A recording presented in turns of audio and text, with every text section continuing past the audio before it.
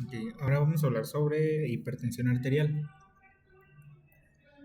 Primero, tenemos que la hipertensión arterial sistémica será un síndrome multifactorial caracterizado por la elevación de la tensión arterial sostenida por arriba de 140 sobre 90 milímetros de mercurio. ¿Vale? En cuanto a su epidemiología, respecto a la hipertensión arterial esencial o primaria, eh, aquí en México tenemos que 4 de cada 10 serán hipertensos, ¿sí? 4 de cada 10 individuos pues tendrán hipertensión arterial.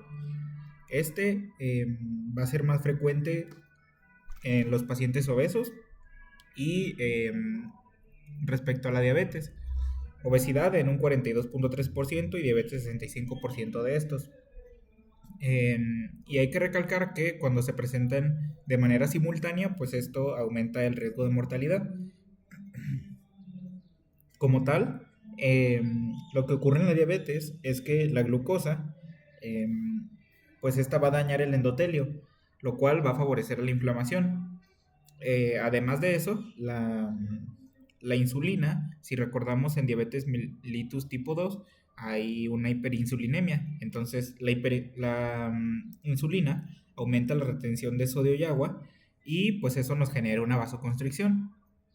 Y respecto a la obesidad, pues en esta no tiene como tal que ver con lo que es aterogénesis, sino que aquí el mecanismo es que el adipocito libera citocinas inflamatorias que pues estas a la larga pues nos pueden generar la hipertensión arterial, ¿sí? Ok, ahora como factores de riesgo tenemos factores de riesgos no modificables tanto como modificables. Dentro de los factores de riesgo no modificables, este primero es la edad, ¿sí? Los pacientes normalmente debutan de los 30 a los 50 años. Cuando alguno de los pacientes debute fuera de estos rangos, ya sea menor de 30 años o mayor de 50, pues hay que sospechar o hay que buscar una causa secundaria de hipertensión, ¿sale? Pero bueno, eso hablaremos más adelante. Otro de los factores no modificables será el sexo masculino y la herencia. Y dentro de los factores modificables, pues estarán enfermedades tales como la dislipidemia, el uso de tabaco, lo que es la diabetes mellitus o síndrome metabólico, la obesidad, el sedentarismo, pues como su nombre los menciona, pues estas pueden ser prevenibles y modificables, ¿sí?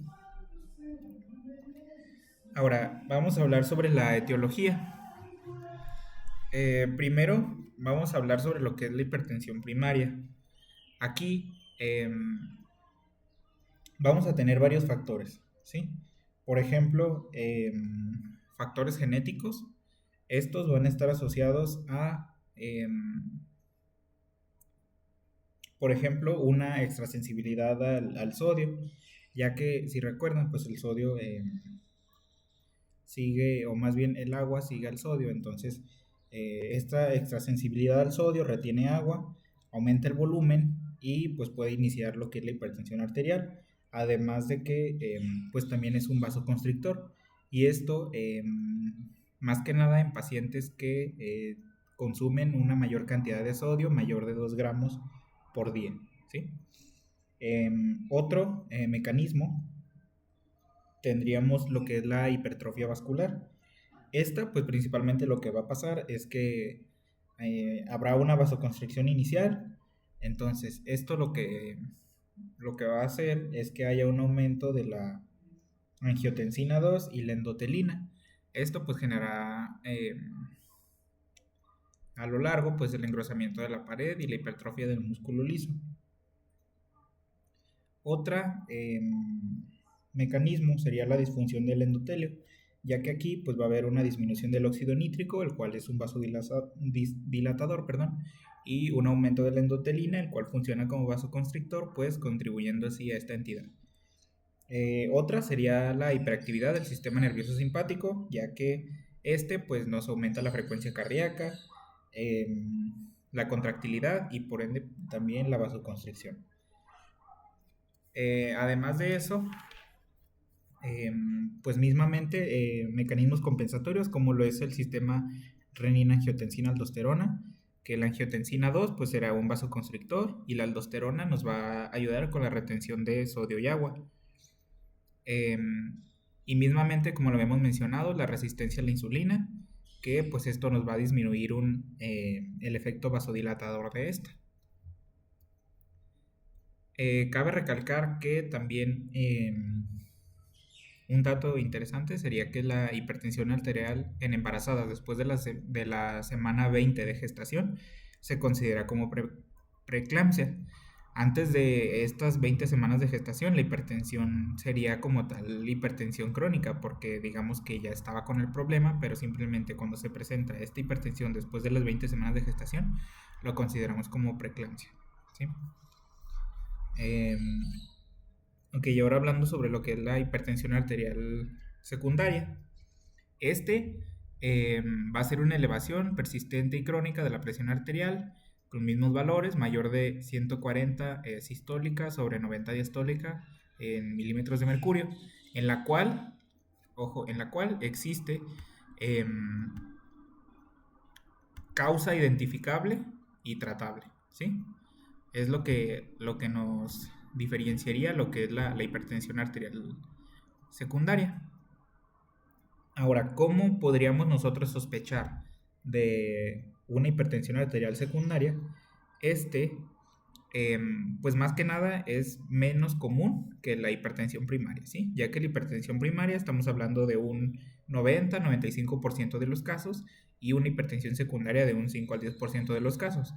Pero ¿cómo podríamos sospechar una causa secundaria de hipertensión? Una sería por la hipopotasemia no provocada.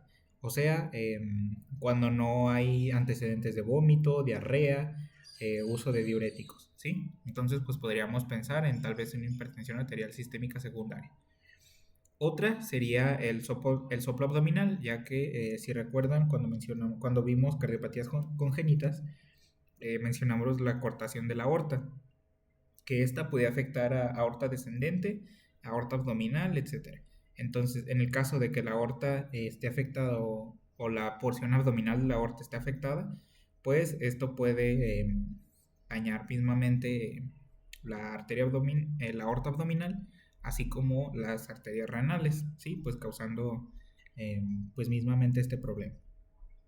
Otra forma de sospecharlo serían presiones variables con lo que son taquicardia, sudoración, temblor, y esto más que nada estaremos pensando en una entidad que es llamada feocromocitoma, que pues va a ser un tumor que genera catecolaminas, ¿sí?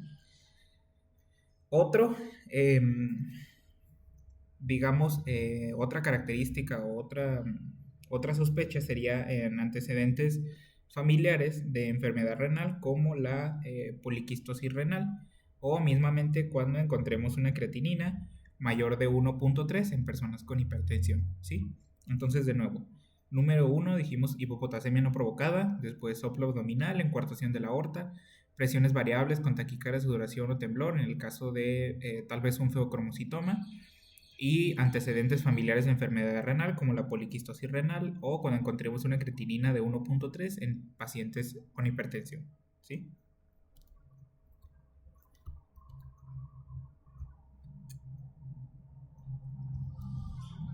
Ok, ahora tenemos diferentes tipos. Los podemos dividir mediante, digamos, por el aparato en que se presenten, ¿sí? Por ejemplo, la secundaria, la más común, será la renal, ¿sí? Esta, principalmente la número 1 de causa de hipertensión arterial secundaria por causa renal, será la parenquimatosa, tales como lo que son la glomerulonefritis o la nefropatía diabética. ¿Sí? Entonces, la número 1, la causa número 1 de hipertensión arterial secundaria a nivel renal es la parenquimatosa, ¿sí? Glomerulonefritis o nefropatía diabética. La siguiente sería vasculorrenal. Esto pues es cuando hay alteraciones en las arterias renales. De ahí seguirían lo que son la poliquistosis renal, que incluso pues esta podría ser obstructiva, ¿sí? Eso en cuanto a lo renal. Dijimos parenquimatosa, vasculorrenal, poliquistosis renal, ¿sí? En cuanto a lo neurológico, eh, esto, por ejemplo, en lo que son las apneas del sueño, que estas pues las podemos diagnosticar con lo que es una polisomnografía, que se presenta pues principalmente como un ronquido y que el familiar pues refiera que durante el sueño pues no puede respirar, ¿sí? Y en cuanto a lo endocrino, principalmente lo que es el hipertiroidismo, ¿sí? El hipotiroidismo no, aquí está marcado, pero pues no es como tal causa de hipertensión arterial secundaria, pero sí el hipertiroidismo, ¿sí? Y el hipertiroidismo, pues lo podríamos sospechar cuando el paciente presenta exoftalmos, cuando está delgado, cuando hay debilidad de las uñas, etcétera, etcétera, ¿sí? Pero entonces mencionamos de nuevo tipos de hipertensión arterial sistémica. La número uno es la renal y la parenquimatosa, ¿sí? Después seguiría la vasculorrenal y después la poliquistosis renal. Después en lo neurológico, principalmente la apnea del sueño. Y en lo que es endocrino, el hipertiroidismo, ¿sale? Pues obviamente, ¿no? Para encontrar, digamos, o para sospechar estas entidades, pues podríamos utilizar estudios, por ejemplo, imágenes renales, pues para ver defectos anatómicos, ¿verdad? Buscar catecolaminas, o sea, dependiendo de la causa.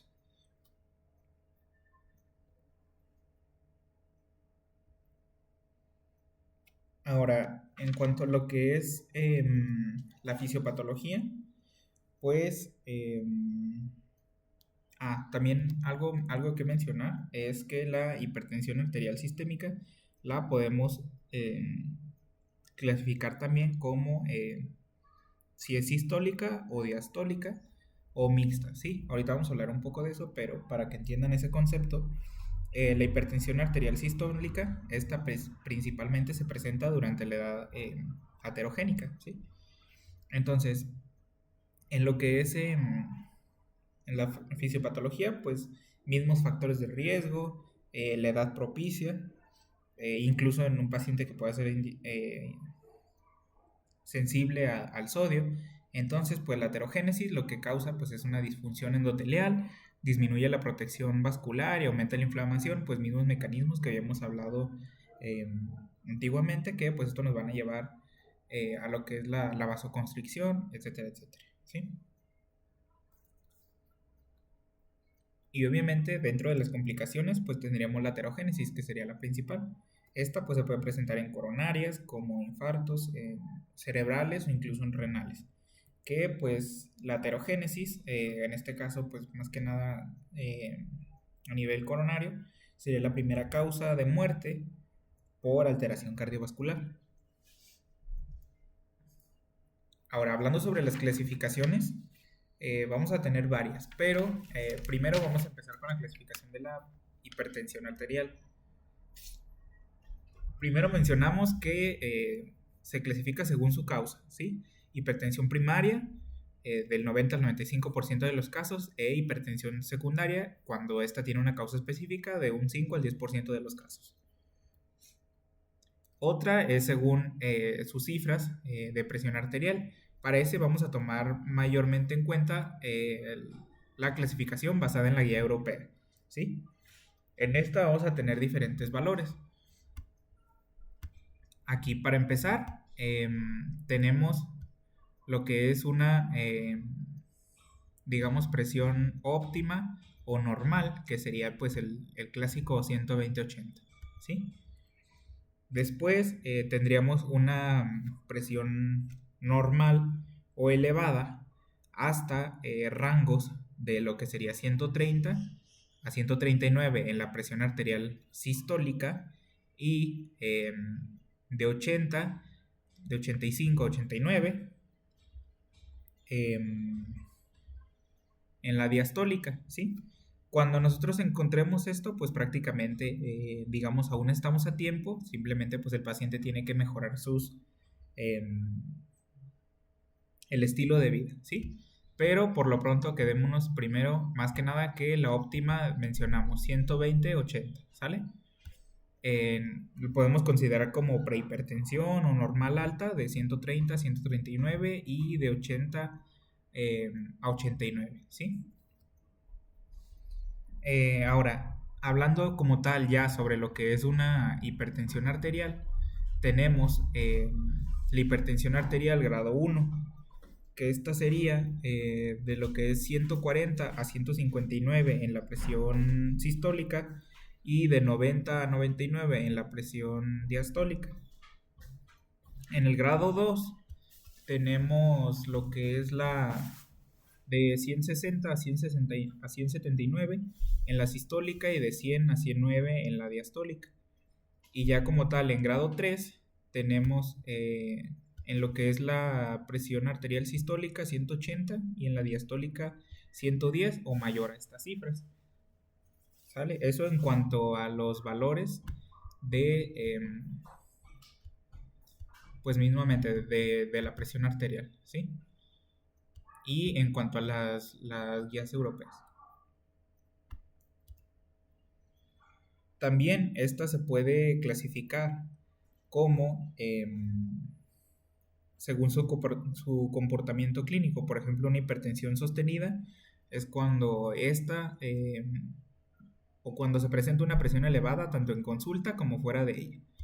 Otra sería la hipertensión de bata blanca, esto únicamente cuando se encuentra en el consultorio por ansiedad y pues más que nada para resolver este problema pues sería ganarse la confianza del paciente en este caso. Otra sería la hipertensión enmascarada, que esta es cuando es normal en consulta, pero durante la vida diaria pues está elevada. Y otra sería la hipertensión resistente, cuando esta no se controla con un uso mayor de 3 fármacos, incluyendo diuréticos. Ahora, también cuando les mencionaba sobre los valores de la hipertensión arterial, cabe resaltar que puede haber, como los mencionaba, hipertensión arterial sistólica aislada o diastólica aislada. Aunque sea aislada, ya sea sistólica de 180, por ejemplo, sistólica y 80 diastólica, o una hipertensión diastólica aislada, por ejemplo, 130 sistólica y 95 diastólica, esta pues necesita tratamiento, ¿sí? Ahora, también se puede clasificar mismamente los que menciono: hipertensión sistólica aislada, hipertensión diastólica aislada o incluso hipertensión sistodiastólica, o sea, que implica una elevación de ambas. Prácticamente pues es la presentación más común, ¿sí? Algo que cabe recalcar también es que cuando hay una hipertensión arterial sistólica aislada y una presión diastólica normal, esto es indicativo de mayor daño, ¿sí? O sea, una hipertensión sistólica aislada es indicativo de mayor daño, ¿sale?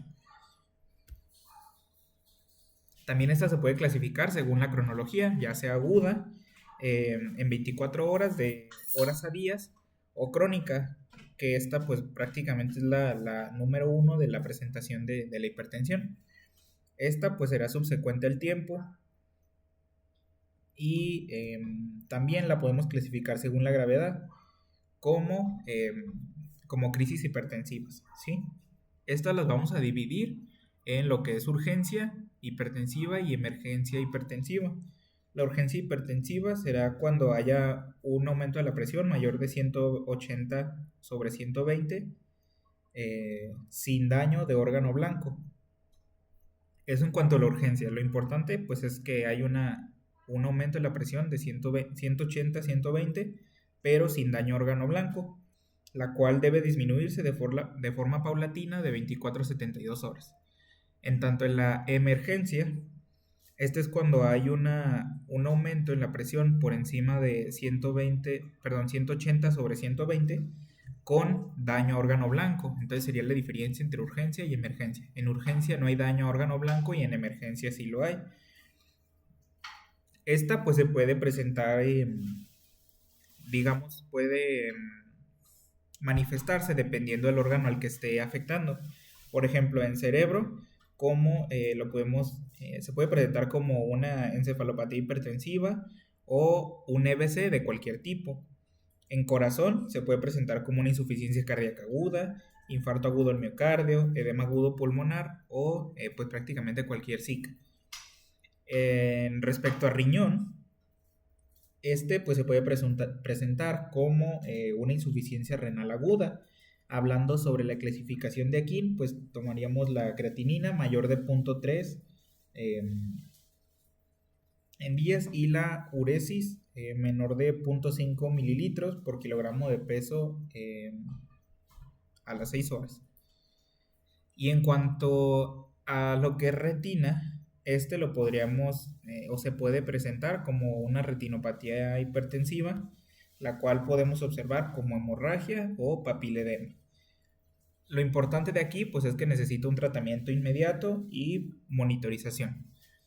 Entonces, de nuevo, dijimos que según gravedad es urgencia y emergencia, y la diferencia es que en urgencia no habrá daño a órgano blanco y en emergencia sí lo habrá.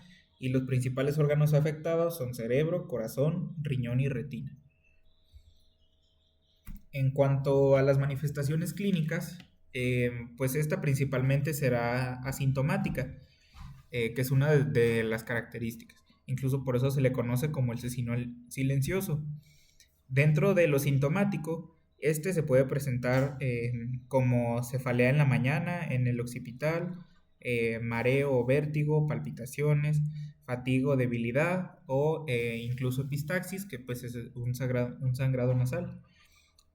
Estas manifestaciones también las podemos dividir por aparatos y sistemas. Por ejemplo, hablando sobre manifestaciones cardiovasculares, pues se puede presentar como un dolor anginoso, como disnea, palpitaciones, datos de insuficiencia cardíaca.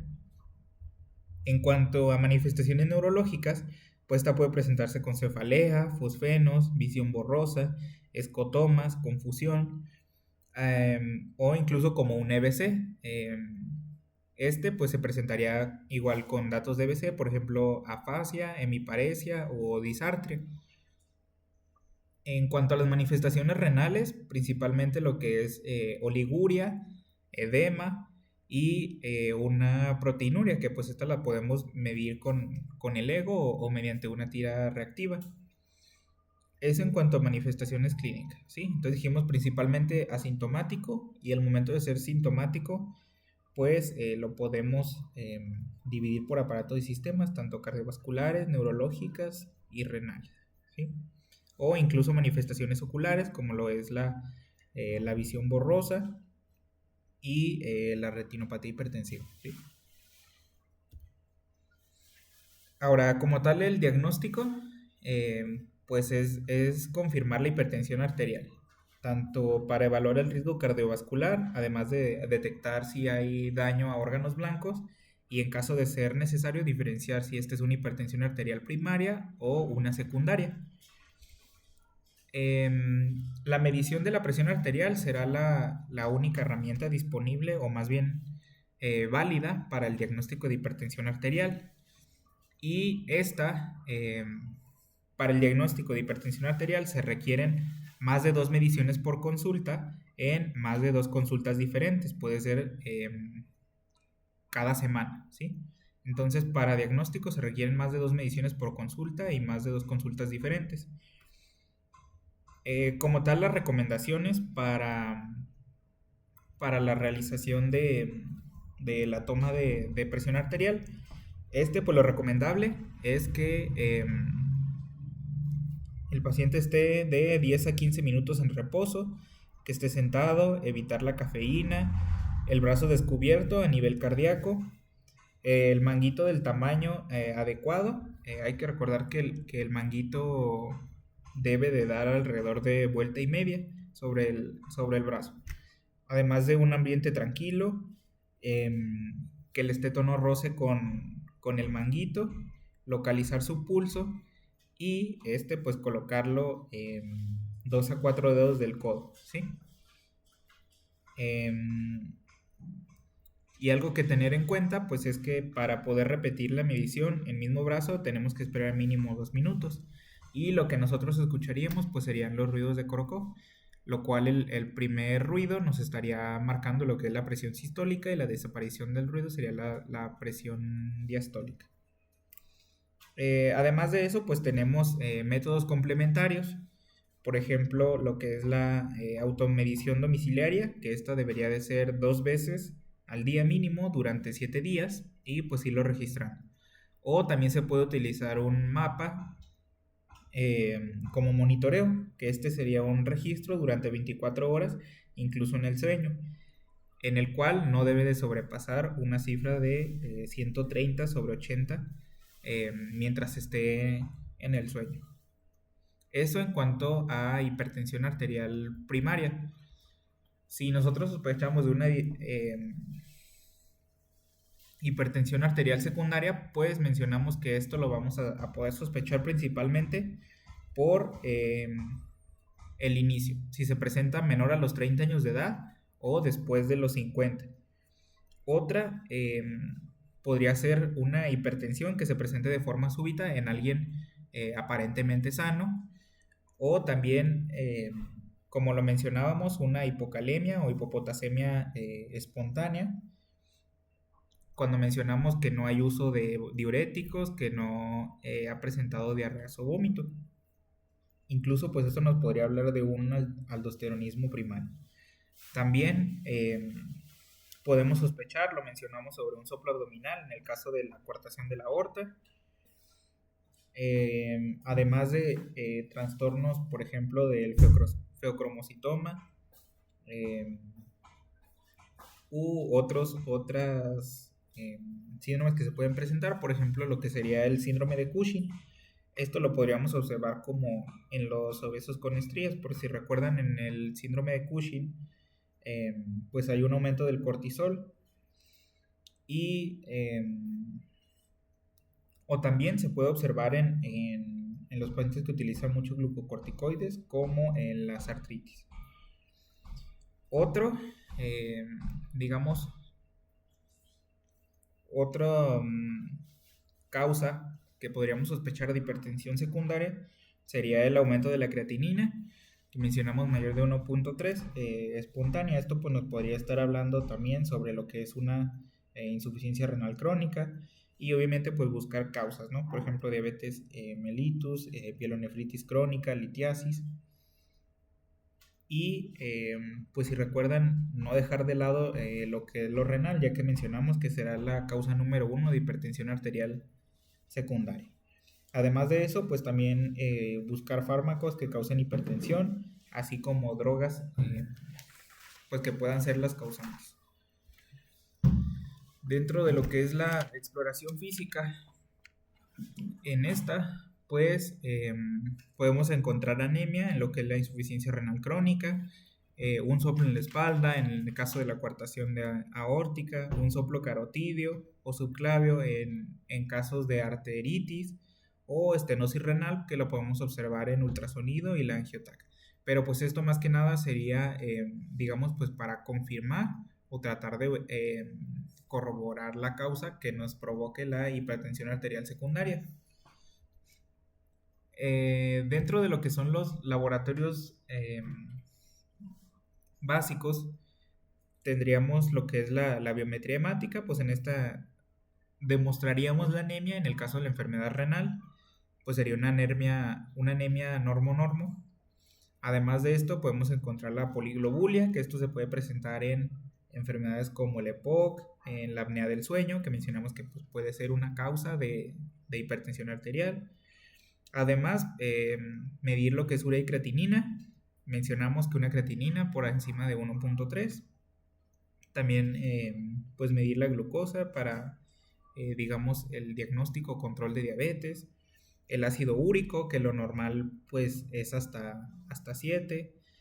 Además de electrolitos séricos, tales como lo que es el calcio, el potasio, sodio, magnesio y fósforo, pues para tratar de buscar la causa, ¿no? Y algo más sería lo que es el EGO, el examen general de orina. En este pues podríamos buscar la proteinuria, la albuminuria, glucosuria, hematuria, cilindros, leucocituria, pues esto hablándonos de infecciones o de alguna falla renal. También tenemos estudios hormonales específicos como las catecolaminas, las metanefrinas y el ácido vainilmandílico, que estas pues nos estarían hablando de un feocromocitoma, que mencionamos que también puede ser causa de hipertensión arterial secundaria, ¿sí? Pero pues principalmente catecolaminas, ¿sí? Otra sería la aldosterona, que pues también podría hablar de hiperaldosteronismo, la renina de hiperreninemia, el cortisol en el caso del síndrome de Cushing y el perfil tiroideo para demostrar el hipertiroidismo, ¿sí? Si se fijan, pues todos estos estudios, digamos, pues son muchos, son amplios los que se pueden utilizar, pero más que nada son para demostrar la causa o buscar la causa de una hipertensión arterial secundaria, ¿sale? Pero entonces, digamos, quedémonos con el diagnóstico de hipertensión arterial primaria que mencionamos que era la medición de la tensión arterial, ¿sale? Y en cuanto a querer demostrar una hipertensión arterial secundaria, pues tenemos, aparte de estos laboratorios y estudios, podemos utilizar estudios de imagen, tales como un ultrasonido renal, una tomografía renal. Esta, pues, por ejemplo, para observar masas tumorales que no sean visibles en ultrasonido, la angiotac o una misma radiografía de tórax. En esta pues podríamos observar cardiomegalia, congestión pulmonar, derrame pleural, dilataciones de las arterias pulmonares y algo característico, si recuerdan cuando mencionamos cardiopatías congénitas, lo que es el signo de Roder, que este se presenta en la coartación de la aorta. Esto es cuando hay una ruptura o muescas en lo que son las costillas, ¿sí? Que pues mencionamos nuevamente que la coartación de la aorta puede ser una causa de hipertensión arterial secundaria. Y otro estudio que se podría utilizar sería la polisomnografía en el caso de la apnea del sueño, ¿sí? Pero pues más que nada todo esto es complementario. Ok, en cuanto a lo que es el tratamiento, este lo vamos a dividir en tratamiento farmacológico y no farmacológico. El tratamiento no farmacológico, aquí pues nos vamos a basar en una disminución del consumo de sal. Si recuerdan, mencionamos que no mayor de 2 gramos al día, además de lo que es la pérdida de peso y el ejercicio. En el caso del ejercicio, este principalmente ejercicio aeróbico, como lo que es el caminar, andar en bicicleta, natación, etcétera. Este se debería realizar de 30 minutos por día, al menos 5 días a la semana. Y algo importante es que el ejercicio nos va a disminuir alrededor de 7 milímetros de mercurio en lo que es la hipertensión arterial, ¿sí? Otro sería la dieta DASH, que este sería un plan de alimentación para tratar o prevenir la presión arterial alta. Esta pues se va a basar en que va a ser baja en sal, rica en potasio, magnesio, calcio, proteínas y fibra, ¿sí?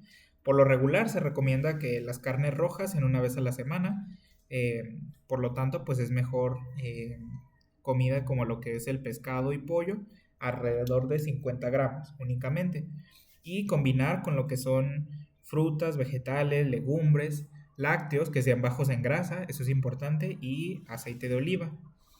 También algo que sería una opción, pues sería la dieta mediterránea, pero pues más que nada esto ya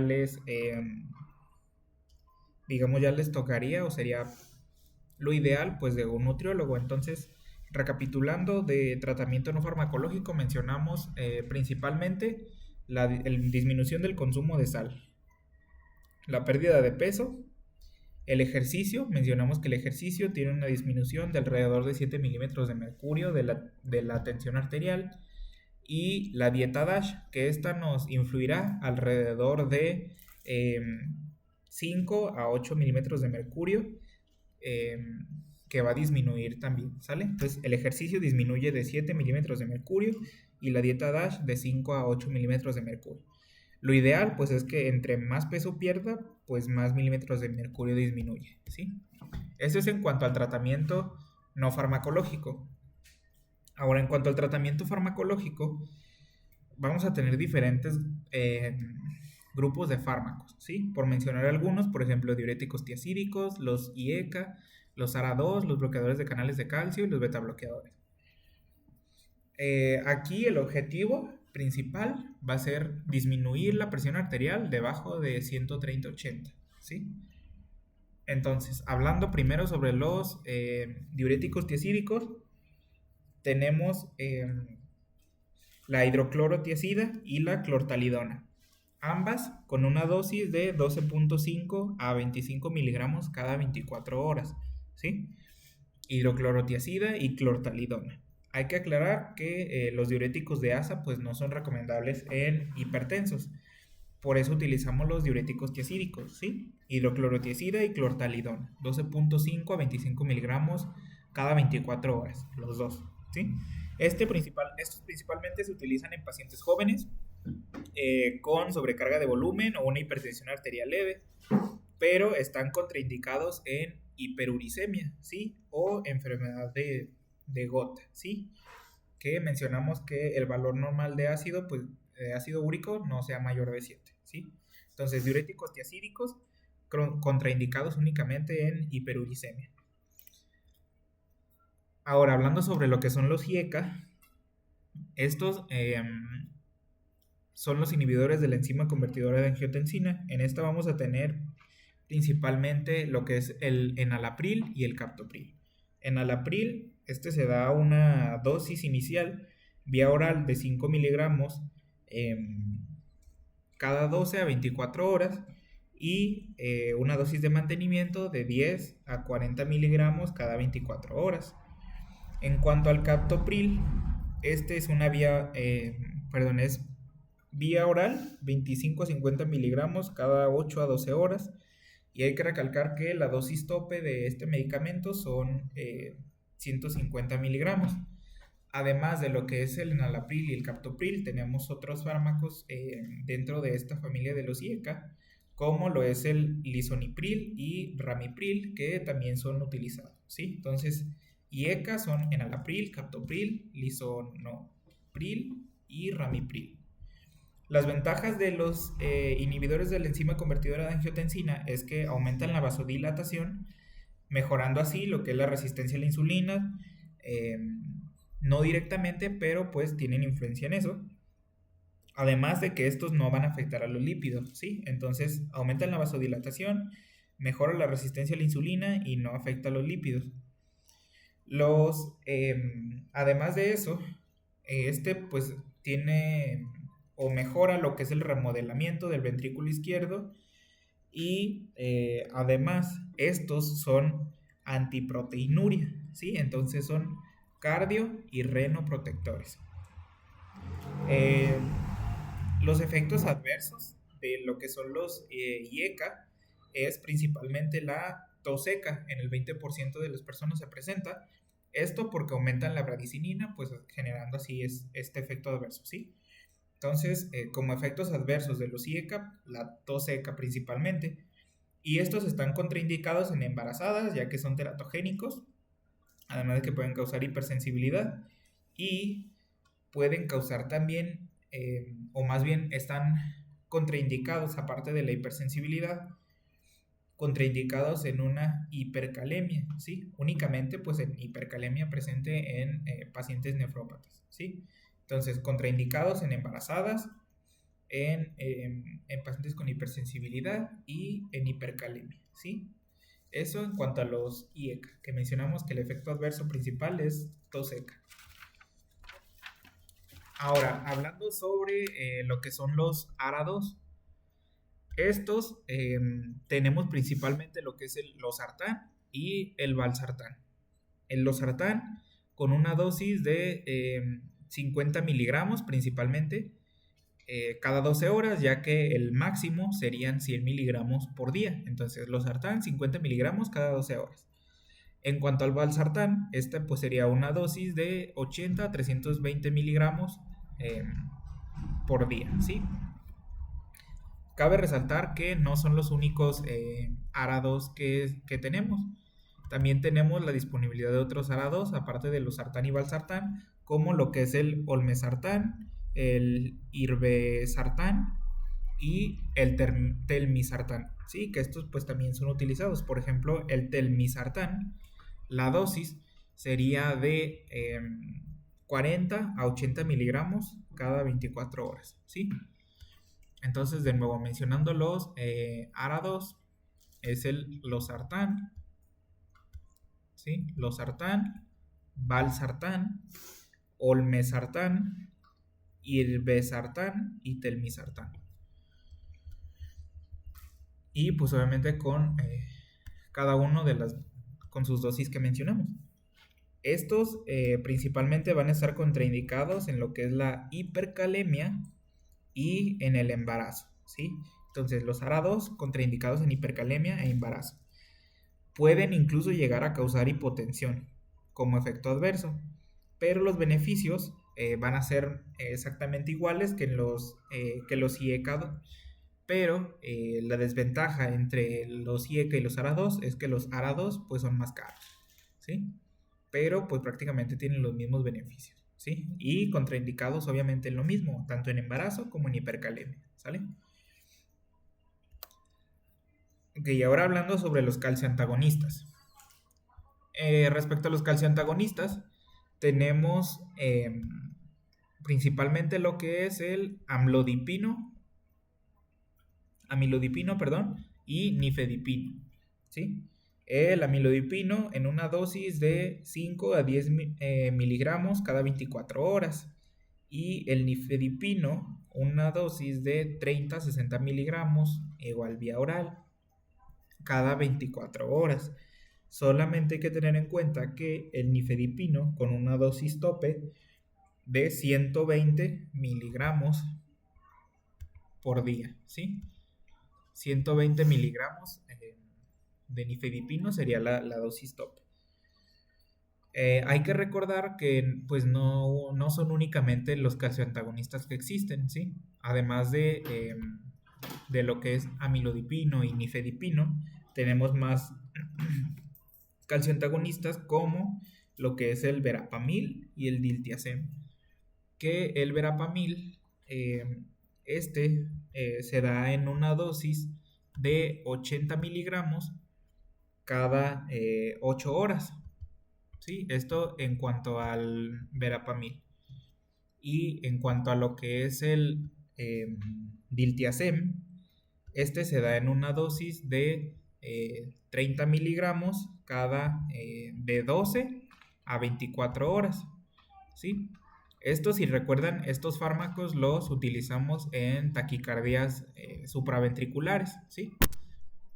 Entonces, repasando de los calcioantagonistas, tenemos amilodipino, el nifedipino, tenemos el verapamilo, que sería dosis de 80 miligramos cada 8 horas, y diltiazem, en una dosis de 30 miligramos cada de 12 a 24 horas, ¿sale? Eso en cuanto a los nombres de estos calcioantagonistas, que son los que utilizamos. Los calcioantagonistas, hay que recordar que como efectos adversos tenemos lo que es la taquicardia, pueden generar edemas de miembros inferiores, así como cefalea, mareos, estreñimiento, hiperemia, enrojecimiento. Esto porque pues prácticamente van a tener un efecto vasodilatador, ¿sí? Entonces pues por eso de ahí sus efectos, ¿sí? Que los mencionamos de nuevo, son taquicardia, edema de miembros inferiores, cefalea, mareos, estreñimiento, hiperemia, enrojecimiento, ¿sale? La ventaja de los calcioantagonistas es que ayudan a perfundir mejor en los pacientes con aterosclerosis, como lo que es el infarto agudo del miocardio, además de que no modifican el colesterol, ¿sale? Entonces, eso respecto a los calcioantagonistas. Ahora, hablando sobre otra familia de fármacos, tenemos lo que son los beta bloqueadores. En estos principalmente hablaremos sobre lo que es el metoprolol, ¿sí? Metoprolol y el atenolol. Lo que es el metoprolol, este se da en una dosis de, por lo regular, 100 miligramos cada 12 horas, ¿sí? Entonces, bueno, pues porque aquí menciona que dosis de 50 a 200 miligramos por día, pero por lo regular se utilizan en dosis de 100 miligramos cada 12 horas, ¿sí? Pues obviamente al día pues estamos hablando de 200 miligramos, ¿sí? Pero la dosis, digamos, estándar es de 100 miligramos, en el caso de metoprolol, de 100 miligramos cada 12 horas, ¿sí? Y respecto al atenolol, ese su dosis sí sería de 25 a 100 miligramos al día, ¿sale? Además de estos fármacos, tenemos también otros, otros betabloqueadores, aparte de lo que es el metoprolol y el atenolol. Únicamente pues les voy a mencionar, ¿sale? Además de metoprolol y atenolol, tenemos lo que es el carvedilol, nebivolol, propanolol, bisoprolol y labetalol. Estos pues son, digamos, de los más frecuentemente utilizados, y cabe recalcar que dentro de estos beta bloqueadores, el que se utiliza en el embarazo sería el labetalol, ¿sí? Entonces mencionamos beta bloqueadores: metoprolol, atenolol, carvedilol, nebivolol, propanolol, bisoprolol y labetalol, que es el que mencionamos que se utiliza en embarazadas, ¿sí? ¿Qué van a hacer estos beta bloqueadores? Pues van a modular el simpático, ¿sí? Este, pues mencionamos que es el que nos causa ansiedad, taquicardia. Entonces, cuando su acción mencionamos que modulan al simpático, entonces esto hará que habrá una disminución en la secreción de renina, habrá una disminución en la acción de catecolaminas en el corazón, en el caso de un infarto agudo del miocardio. Pero estos están contraindicados en lo que es la bradicardia, en el asma descontrolada, en un EPOC agudo, en hipotensión, en insuficiencia cardíaca aguda y en una insuficiencia venosa periférica, ¿sí? Entonces, contraindicados principalmente en el asma y el EPOC, ¿sale? Eso en cuanto a beta bloqueadores. Ahora, continuamos con lo que son los antagonistas de la aldosterona. Estos vamos a tener principalmente dos, ¿sí? Los cuales van a ser la espironolactona y lo que es la eplerenona, ¿sí? La espironolactona en una dosis de 25 miligramos al día, y la eplerenona misma dosis, 25 miligramos al día. Entonces, en antagonistas de aldosterona únicamente hay que aprendernos el nombre, ¿sí? Espironolactona y eplerenona, ambos mismas dosis, ¿sí? 25 miligramos por día. Estos, su efecto es que van a disminuir lo que es la proteinuria, pero tienen una gran contraindicación, la cual sería una hipercalemia, ¿sí? Entonces están contraindicados en hipercalemia, ¿sí? Únicamente. Y la ventaja de esto, pues lo que mencionamos, disminuyen la proteinuria, ¿sí? Pero contraindicados en hipercalemia. Eso en cuanto a los antagonistas de aldosterona. También tenemos otro tipo de fármacos que son los alfa bloqueadores. Estos, principalmente tenemos dos, ¿sí? La cual será la prazosina y la doxazosina, ¿sí? La prazosina, esta se da en una dosis de una dosis inicial de 1 miligramo, ¿sí? 1 miligramo cada 8 horas, ¿sí? Dosis inicial 1 miligramo cada 8 horas. Y La dosis habitual sería de 2 miligramos al día y puede subir incluso hasta 4 máximo, ¿sí? Entonces, dosis inicial, 1 miligramo cada 8 horas. Y la dosis, digamos, habitual, esta sería de 2 a 4 miligramos por día, únicamente, ¿sale? Por día. Respecto a la doxazosina, pues prácticamente la dosis sería únicamente 2 miligramos, 1 miligramo al día, ¿sí? Algo que cabe recalcar es que la prazosina y la doxazosina van a tener digamos, un tiempo de acción diferente, ¿sí? La prazosina es de acción rápida y la doxazosina es de acción lenta, ¿sí? Únicamente estos se van a dar en nefrópatas hipertensos y el primer día en el que se inicia el tratamiento debe de ser por la noche. Esto es importante, ¿sale? Ya que como efectos colaterales en la prazosina es que en la primera dosis o la dosis inicial genera un síncope, ¿sí? Entonces, como efectos colaterales sería síncope de primera dosis en la prazosina, por lo tanto el primer día se recetan, por así decirlo, por la noche, ya que estos también pues causan vasodilatación. Entonces, de nuevo, alfa bloqueadores, prazosina, doxazosina. La prazosina es rápida, la doxazosina es lenta. Y la primera dosis tiene que ser de noche porque causan síncope de primera dosis. ¿Ok? Eso en cuanto a alfa bloqueadores. Ahora, tenemos más grupos de fármacos como lo que serían los vasodilatadores directos. ¿Sí? En estos tenemos lo que son la hidralazina y el minoxidil. Cabe recalcar que pues tenemos mayormente como importancia la hidralazina, ya que el minoxidil no hay en México, pero se usa en pacientes de mal control, ¿sale?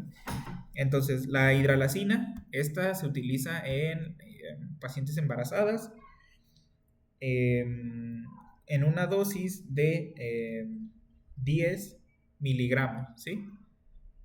En una dosis de 10 miligramos cada 8 horas. La dosis inicial, ¿sí? Y esta puede llegar incluso hasta lo que son 100 miligramos por día, ¿sí? Entonces, dijimos dosis de la hidralazina, 10 miligramos cada 8 horas como dosis inicial y puede llegar hasta los 100 miligramos por día. Y en cuanto al minoxidil, pues la dosis sería 2.5 miligramos al día. Hay que tener en cuenta que como efectos colaterales, en el caso de la hidralazina, pues puede causar taquicardia, ¿sí? Ahora, podemos utilizar fármacos también en el caso de la urgencia hipertensiva o emergencia, ¿sí? Pero bueno, últimamente vamos a recalcar los grupos de fármacos que utilizamos en el tratamiento de la hipertensión, ¿sí? Mencionamos primero los diuréticos tiacídicos, después mencionamos los IECA, mencionamos los ARA2, mencionamos los calcio antagonistas, los beta bloqueadores, antagonistas de la aldosterona, alfa bloqueadores y vasodilatadores directos, ¿sale? Ahora, en cuanto al tratamiento de lo que es una urgencia o emergencia hipertensiva, aquí podemos utilizar lo que son vasodilatadores, por ejemplo, isosorbide, la nitroglicerina o incluso el captopril sublingual, ¿sí? Entonces, hablando sobre lo que es el isosorbide, ¿sí? El isosorbide, pues va a ser un vasodilatador, ¿sí? El isosorbide va a ser un vasodilatador y se utiliza en padecimientos, por ejemplo, aparte de crisis hipertensivas, como lo que es en angina o en el SIC. La dosis oral de lo que es la isosorbide va a ser de 10 miligramos cada 8 horas. ¿Sí? Esto en relación vía oral, ¿sí? Vía oral de isosorbide, 10 miligramos cada 8 horas. Además de la presentación oral, también hay parches y sublingual, ¿sí? Cabe recalcar que lo que es el isosorbide sublingual, lo vamos a utilizar en una dosis de 5 miligramos, ¿sí? De eso vienen las pastillas sublinguales, ¿sí? Entonces, isosorbide vía oral, dijimos 10 miligramos cada 8 horas. Isosorbide sublingual eh, son 5 miligramos. Estas se deben de tomar cada 5 minutos, ¿sí? Se deben de tomar cada 5 minutos y tiene un tope de hasta 3 dosis, ¿sí? Entonces, únicamente las utilizamos aquí en crisis hipertensivas, estas 3 dosis.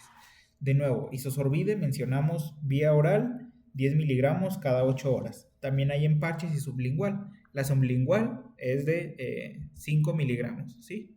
5 miligramos. Y esta se puede dar cada 5 minutos, incluso hasta 3 dosis, pero únicamente en crisis hipertensivas, ¿sí? Entonces, eso en cuanto a la isosorbide, ¿sí? Ahora, mencionamos también lo que es la nitroglicerina, ¿sí? Mencionamos la nitroglicerina, que pues también va a ser un vasodilatador, perdón, principalmente arterial y coronario. También lo podemos encontrar en presentación en perlas con una dosis de 0, con una dosis de la nitroglicerina de 0.6 en perlas, ¿sí? En cuanto a la nitroglicerina. Entonces, una dosis en perlas de 0.6. Estas perlas, pues, son sublinguales, ¿sí? Y estas, pues, se van a administrar igualmente que la isosorbide, ¿sí? Cada 5 minutos, incluso hasta 3 dosis.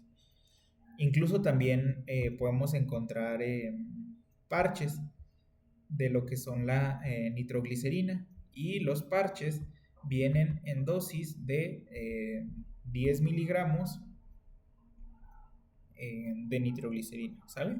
Entonces, recapitulando, de nitroglicerina hay perlas sublinguales de 0.6 miligramos y se utiliza igual que el isosorbide, ¿sí? Que mencionamos que son cada 5 minutos, incluso hasta 3 dosis. Y también hay parches de 10 miligramos, ¿sale? Pero pues recordemos que la acción sublingual pues va a ser más rápida que en parches, ¿sí?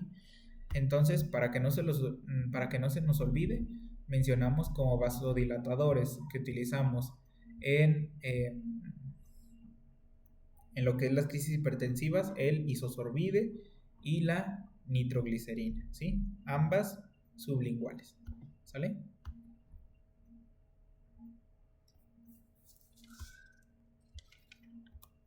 Ahora, cabe recalcar que podemos utilizar una terapia combinada. ¿Qué me refiero con terapia combinada? Esto pues es cuando mismamente combinamos varios fármacos de diferentes grupos, ¿eh? Eso es importante recalcar que estos tienen que ser de diferentes grupos, ¿sale? Y obviamente pues no podemos combinar un IECA con un ARA2, entonces eso también es importante recalcarlo, ¿sale? O sea, utilizamos un IECA o un ARA2, pero no ambos. Dentro de las terapias combinadas que se pueden utilizar, las más comunes son el enalapril más hidroclorotiazida, ¿sí? Sus dosis pues ya anteriormente mencionadas. Y otra terapia combinada que es también muy utilizada sería el losartán más la hidroclorotiazida. En caso de que no sean suficientes estas, se puede agregar eh, un calcio antagonista, que fue el primero que mencionamos, el cual sería el amilodipino, ¿sale? Entonces, terapias combinadas, tenemos la primera que es enalapril más hidroclorotiazida. La segunda es losartán más hidroclorotiazida. Y a estas dos combinaciones podemos agregarle un tercer fármaco que sería un amilodipino. Así juntaríamos tres fármacos o tres grupos de fármacos diferentes, ¿sí? Enalapril, un IEC, hidroclorotiazida, un diurético tiazídico y el amilodipino, calcioantagonista. Y en lo que es losartán y clorotiazida, aquí pues sería un ARA2, que es el losartán, un hidroclorotiazida, que sería un diurético tiazídico, y el calcio antagonista, que es el amilodipino, ¿sale? Entonces, esto en cuanto a estas dos terapias combinadas, y podemos utilizar otra que sería el enalapril más el amilodipino, ¿sí? Que serían estas tres terapias las más utilizadas. Última vez, lo repetimos, sería enalapril más hidroclorotiazida, losartán más hidroclorotiazida, y a ambas se les puede agregar el amilodipino, o en caso de que no, pues lo que sería la enalapril más amilodipino, ¿sí? Esto, pues tres fármacos, digamos, está recomendado utilizar tres fármacos en terapia combinada en una hipertensión grado 2 en adelante, ¿sí? Con grados, pues me refiero a la clasificación europea que mencionamos desde un inicio. La meta como tal de pues este tratamiento será disminuir la presión arterial menor de 130/80 o menor de 140/90, ¿sí? Pero pues lo ideal sería menor de 130/80. Esto tenemos que hacerlo lento, evitando una hipotensión ortostática para que el efecto, más bien para que se dé el efecto del fármaco, que sería alrededor de 2 a 3 semanas, ¿sale?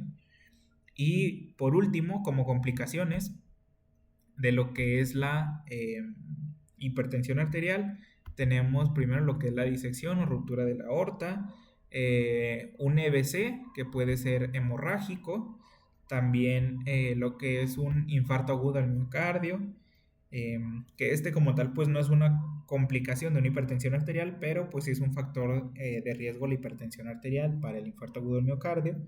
Además tenemos la retinopatía hipertensiva y el edema agudo pulmonar, ¿sí? Que pues si recuerdan, mencionamos que en la retinopatía hipertensiva lo observamos como papiledema, y el agudo pulmonar, pues esto es porque la hipertensión aumenta la poscarga, el ventrículo izquierdo no eyecta como debería, entonces hablamos de una insuficiencia cardíaca aguda, el cual pues nos va a generar el edema con sus mismas manifestaciones. Y sería todo.